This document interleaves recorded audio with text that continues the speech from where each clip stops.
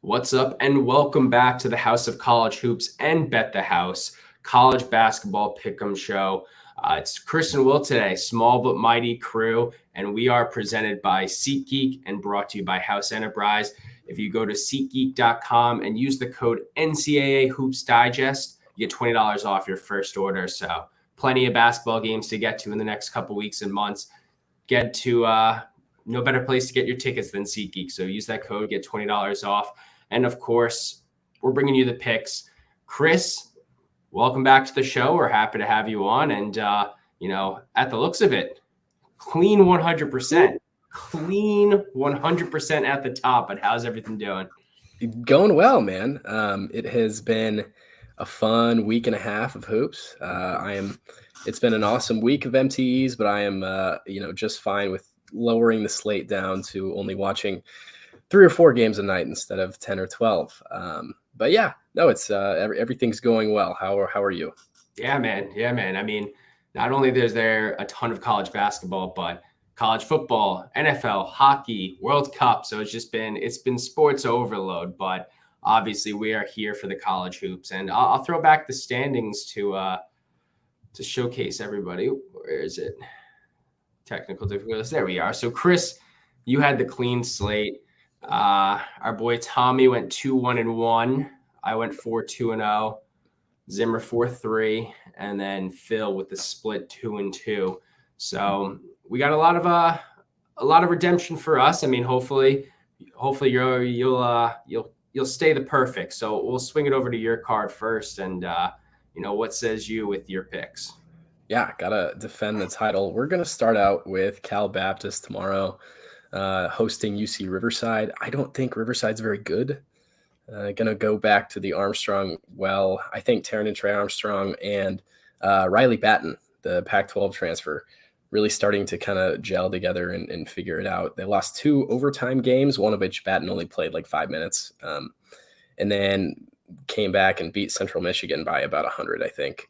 And then, UC Riverside comes in. I think it's a big get-up spot for Cal Baptist. I like them -3.5.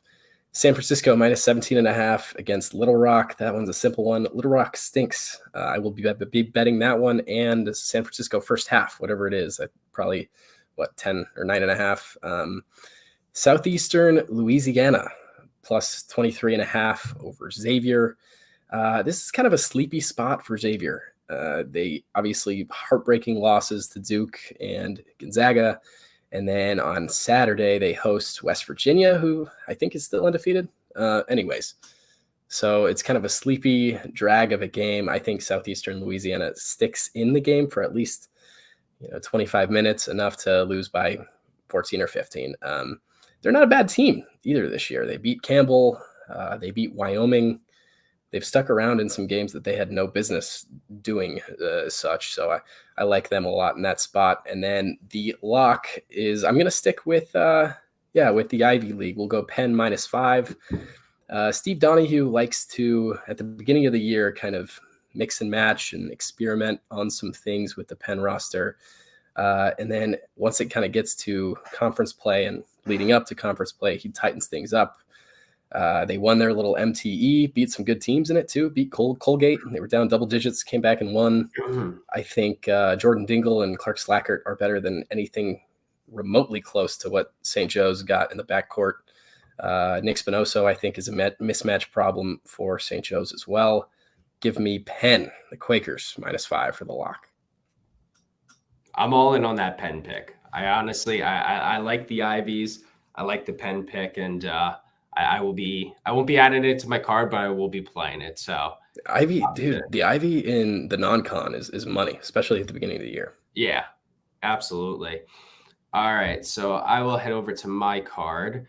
So I will be riding with San Diego State money line, but I like the UC Irving +12 spot. I think, after the week that San Diego State just had, I think 12 is definitely ambitious. So I like UC Irvine to cover. I'm going to take Duke -4.5 against Ohio State. I think the spread is definitely very generous at that point. my next one, Virginia, who is making a tremendous uphill swing, uphill ride in the top 25, not only in our poll, but obviously AP. I'm going to take them -3.5 against Michigan.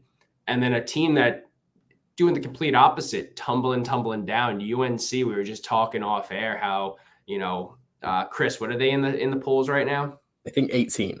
18. There's no way that, well, I mean, there is a way, but they're coming guns a-blazing to try to win against this Indiana team. So I'll take the +5 spot here. Providence TCU over 135. The spread's at 7.5, and I always love to throw some Providence bets early on in the season before some Big East play, just because they're our local team. I don't think they'll win this game against TCU, especially how they've been playing. So I like the over at the 135 spot. And then Michigan State money line over Notre Dame.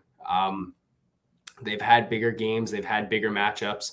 I think it's a good spot to take the money line there. North Carolina, I like that. I believe it was It was like the biggest jump from a number 1 team to drop down to 18. So yeah, they'll be motivated. That's for sure. Yeah, and it's like, again, I'll take the spread on the plus. I don't think I don't want to put the win right on there yet, but I'll fall from the grace that far, in just such a short week. I think like the +5, they'll cruise past it. I like it. So I know we put a poll on the College Hoops Twitter on the most anticipated game. And I believe, if I'm not mistaken, the winner was your Creighton versus Texas. Yeah. That was the game of the week. So what's your early prediction? I am really interested to see what the spread will be. I think Creighton is a little bit more battle tested. Texas obviously beat the doors off of Gonzaga, but they haven't really played in anything remotely close to a close game. Creighton's last 3 games have been very nip and tuck. So I think Creighton's a more battle-tested team, a more well-rounded team. But obviously Texas is loaded with talent, and they're number 2 in the country for a reason. I will be on the Road to the Garden podcast talking about that one on Wednesday. I like the Jays. I think the Jays can pull it out. I really do.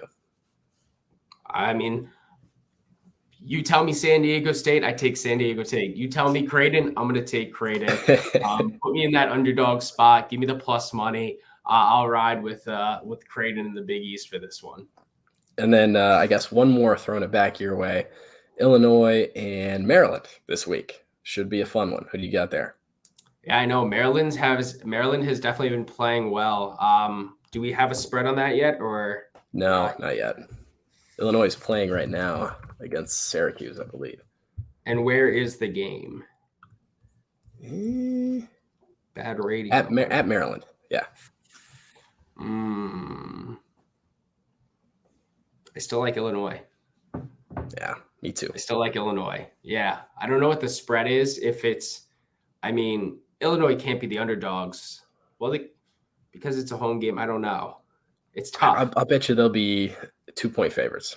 That'd be my pick, or my guess. Yeah, which is still too small for Maryland to cover, and I think they win by more than 2. Yeah, I like Illinois in that spot right there. Me too.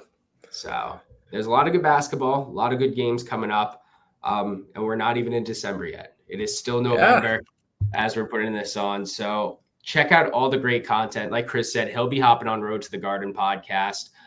We got the Everything College Basketball boys pushing out stuff. Obviously, you can find everything on House Enterprise and House of College Hoops. But any last words, Chris, before we sign off for the evening? That's all I got. Go Jays and San Diego State. Prove me right. Come back from the 2 losses in Maui and have a good week. Go Jays. Go Aztecs. Let's go House. All right. Take it easy, everybody.